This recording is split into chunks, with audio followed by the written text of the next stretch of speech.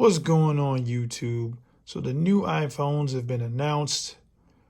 You guys can hit me up in the comments to let me know how you feel about them. Was it a meh presentation? Were you excited about anything? But I figured this was a good time to get you guys a long-term review of my iPhone 12 mini.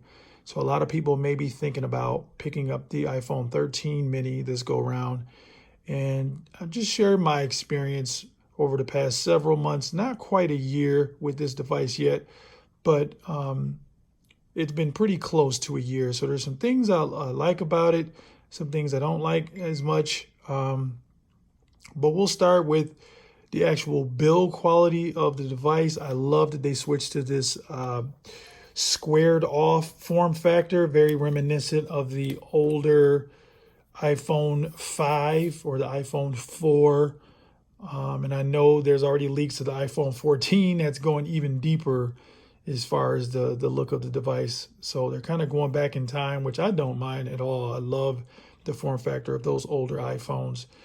And that's kind of one of the reasons why I originally picked this device up, because it gave me that nostalgic feeling of owning that supreme quality, build quality device from back in the day.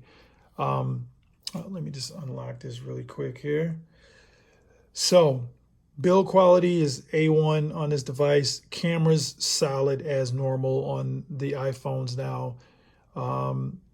Battery life was decent. So I had battery anxiety when I first got the device. It kind of settled in and began to give me some decent battery life.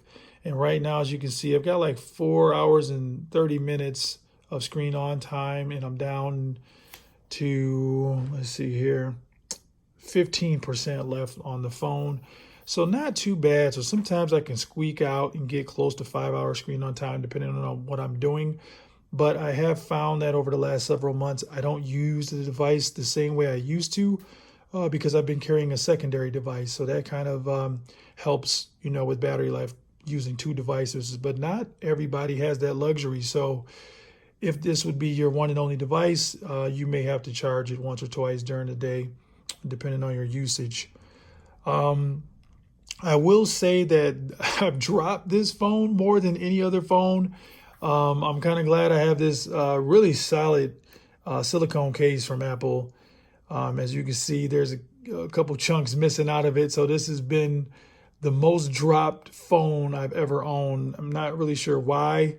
Maybe I underestimate how small it is, and I go to pick it up and it just tumbles here and there. But it's still been intact. The case has saved it, thank goodness. But speaker quality, really good on the phone. No complaints there.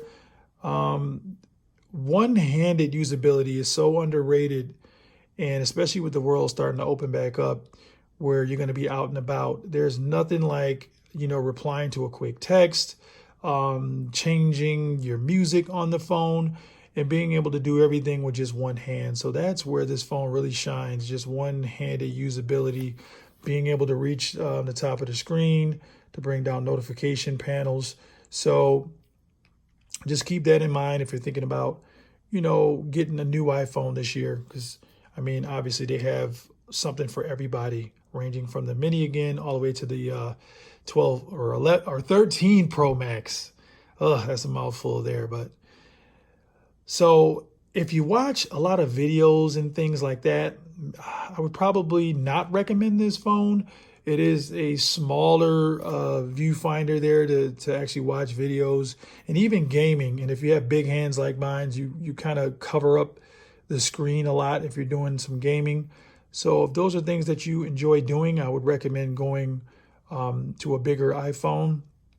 But if it's all about convenience, portability, pocketability, you really can't go wrong picking up a mini, especially the newer mini, which should give you, according to Apple, at least another hour and a half of battery life. So that's huge, with some much improved cameras as well. So one downfall, I guess, is that you have to get a Pro model in order to get that new ProMotion screen, which is absolutely phenomenal on the iPad Pros that I've been experiencing since like 2018, or I want to say, or even 2017. I had a iPad Pro with that Pro Motion, so that's been really nice to have. So I'm glad they're finally bringing that to the iPhones. They're still not bringing USB-C, which is kind of a bummer, but it is what it is. So you guys let me know in the comments, what phone are you going after this year? So we've had a lot of phones get announced. I mean, Samsung has already put out their slew of phones. I know Google is going to have the Pixel 6 that's getting ready to drop.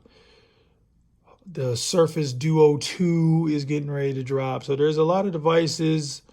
We're in that season right now.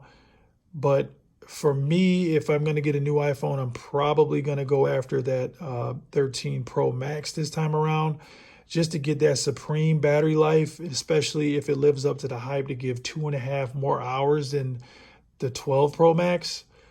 Because to me, my opinion is that the 11 Pro Max was the best phone ever for battery life, based on my experience I had with that phone. So I'm kind of excited to get another device that has similar battery life to that device. So hit me up in the comments. Let me know what you guys think, which one you're picking up or thinking about picking up, or are you just going to pass this year because of the iPhone 14 leaks? Have you curious? Just let me know, and don't forget to subscribe to the channel. We appreciate your support. And until the next video, peace.